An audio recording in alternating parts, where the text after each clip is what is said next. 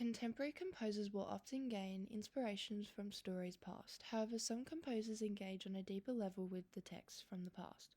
Margaret Atwood's Canadian novel Hagseed, written in 2016, is a re-imaging of William Shakespeare's The Tempest, a Renaissance play first performed in England in 1610. She engages in a conversation with the ideas presented by Shakespeare to his audience. Contextually, The Tempest was written in a time of political upheaval and a genuine fear of colonial expansion. Shakespeare's world was changing, and the fears of the people are reflected in the play, especially towards the marginalised. Atwood's metal textual imaging is a reaction to similar Shakespeare in a rapidly changing world and an increased focus on gender, psychology, and politics. By reframing Shakespeare's thoughts, Atwood allows a contemporary audience enhanced understanding of his creation through a lens of their own world. The understanding of the patriarchal paradigm presented in Shakespeare's The Tempest from a Jacobean worldview is profoundly challenged by how Margaret Atwood shifts gender roles in her novel Hagseed, giving women an amplified presence, agency, and autonomy. Shakespeare signifies the ideal Renaissance woman through the characterization of Miranda. Miranda is seen as an innocent, valued, chaste woman, submissive and silent character through being bodily controlled by Prospero's metaphorical Clare through I must uneasy make, lest too light winning make the prize light, emphasizing the value of women's gender roles as a transactional marriage through father's possessions of their daughters to their husband. Atwood subverts the idea of the feminine expectations in The Tempest through her manipulation of the character of Miranda as a ghost. The act of killing off Miranda makes her the motivator of male action rather than being acted upon by males. This way, her character is able to challenge the men in her life as she imperatively asserts, "No, no, no, you are not giving to reduce me to the role of a helpless victim." Comparatively, in The Tempest, there is a significance of sexual violence through Caliban to his Miranda. Caliban turns to her, his eyes gleaming. He puts his hand on her breast. She freezes, staring at him, her lips parted. Her breath is short and quick. Caliban's symbolic actions highlight the significance of power and balance between women and males at the Jacobean time, through males having the dominance and females to be passive. Further to this, Shakespeare's only existing female character, Miranda, only speaks 50 lines to the silencing by her father, Markby, showing how women were severely excluded. Atwood deliberately challenges Shakespeare by raising the female authority in Hagseed through Ghost Miranda, Anne-Marie, Estelle, and Maud.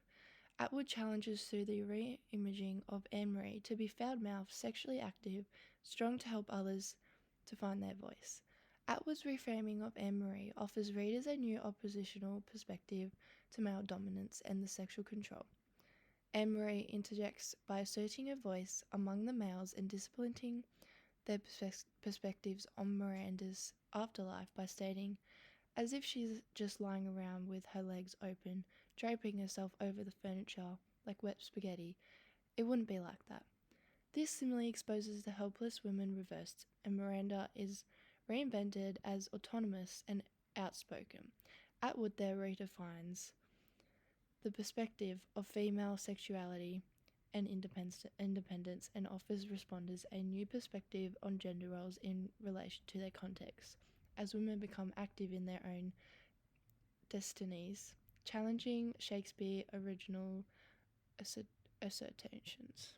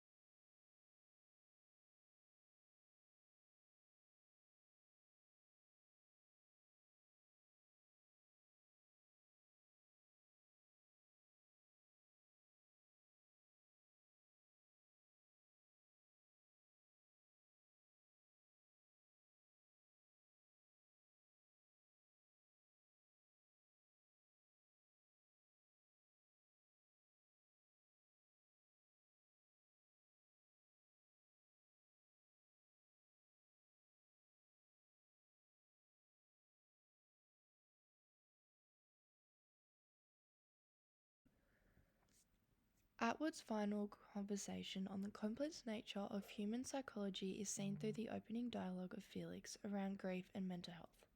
Atwood significantly enhances understanding of Prospero's motives and emotions, amplifying ideas of psychological imprisonment through use of metatextual frames in Hagseed.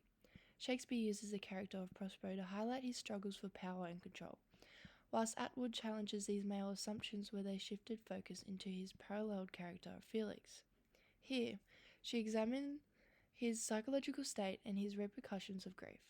Atwood expands on self-imposed entrapments, also external impression by others, and the impact of grief on the individual. This metaphorical grief of haunting is expressed as, "I'm being haunted, and there is no one here but me." Felix's grief is more expanded through the hallucinations of Miranda as he struggles with his mental health, mirroring the psychological toll of loss and isolation of Prospero as he pleases. "This rough magic I hear a jewel, I'll drown my book." Prospero's speech indicates the deep melancholy and his desire for revenge through "Let me be haunted soundly," being trapped in the island and trapped within the play. "Me, poor man, my library was dukedom large enough." However, we get a far greater multimodal character in Felix seen in Felix's mind. There is a society of growing mental illness, particularly in men, and Atwood's explanation of "Set Me Free" is her purpose to use literal and symbolized prisons as a psychological perseverance.